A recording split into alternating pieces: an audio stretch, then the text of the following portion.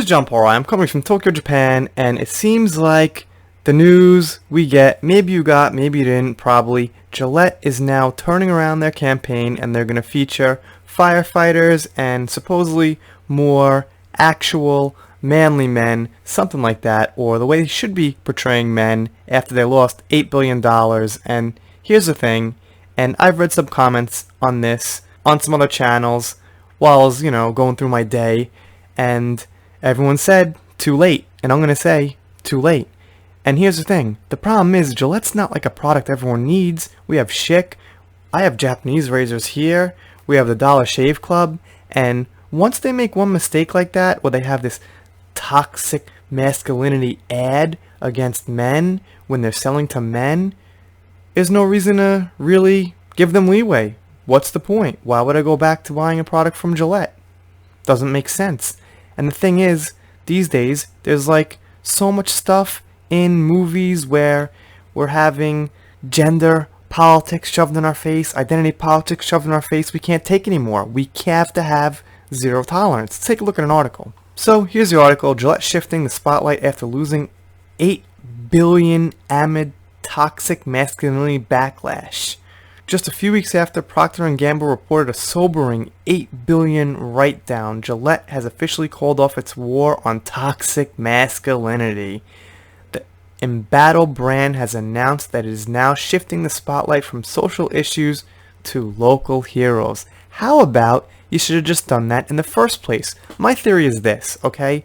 What happened is Gillette is a company, they're looking at all things that are going on in the market, and they probably saw Marvel and Star Wars and some other movies going woke, and they said, you know what, let's try that. Let's put that in our ad campaign. Looks like, those movies are doing pretty good. All the shills are with them.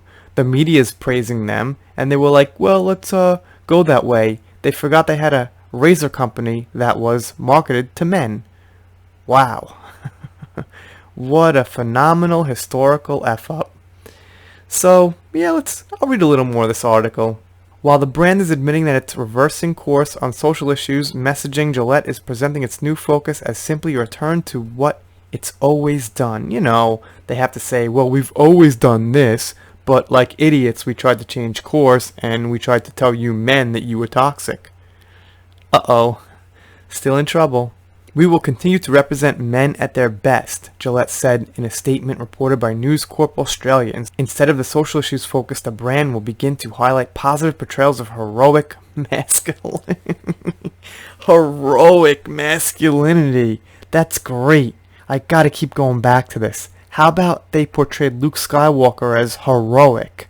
I mean, okay, at the end he came back and did something, but he wasn't a heroic figure throughout. Han Solo was not a heroic figure throughout. John Connor will not be a heroic figure throughout. So, this is the key point, is that they're going to have to start having the characters we've loved all along, or the ideals we've loved all along, be heroic, or it's not going to work. But then again, it's already too late. And getting back to Star Wars for a second, it's probably too late for some people. I don't know, for me, to be honest. In my heart of hearts, I'll never actually get over what they did with Luke's character and Han's character. So, in a way, it's too late for me to ever fully come back. But we're talking about Gillette. Sorry, I could never take a chance to actually criticize The Last Jedi. Gillette's toxic masculinity mess began in January when the brand released an ad accusing men of excusing bad behavior and portraying traditional masculinity in an entirely negative and stereotypical light. So, they have a few quotes here about the old commercial. The first one, with the toxic men. They also had a transgender commercial, which wasn't actually wrong, and I tried to explain this over and over on my video that did pretty good, and I got a lot of backlash that I don't hate transgender peoples. I think they're using them, and that's what's wrong. So I wasn't too happy about that ad either. So you double those ads, and now you got a mess of customers who ain't buying your stuff anymore. And still won't. I watched the Dollar Shave Club commercial. It was actually really an entertaining ad, and that looks like a cool company. Then at the end here, I'm not reading the damn paragraph, they say something like, well, we do still believe in men in the way they are, and blah, blah, blah, reverse your sentence, and this and that. it don't matter. Anyway, I'm finding this really interesting. I'm enjoying following this, and I like seeing companies take their medicine. I don't think enough companies are taking their medicine. Looks like Lucasfilms took some medicine with Solo, but it wasn't really enough to like actually make them be like, oh my god, look what happened. I'm sure it was bad, it did change things, but, you know, I think they still deserve a little more backlash for what they're doing, and it doesn't seem like for Captain Marvel and Brie Larson statements and all the white dude statements there was any backlash at all. So the more backlash related to this stuff, the better, and the happier I am to see it.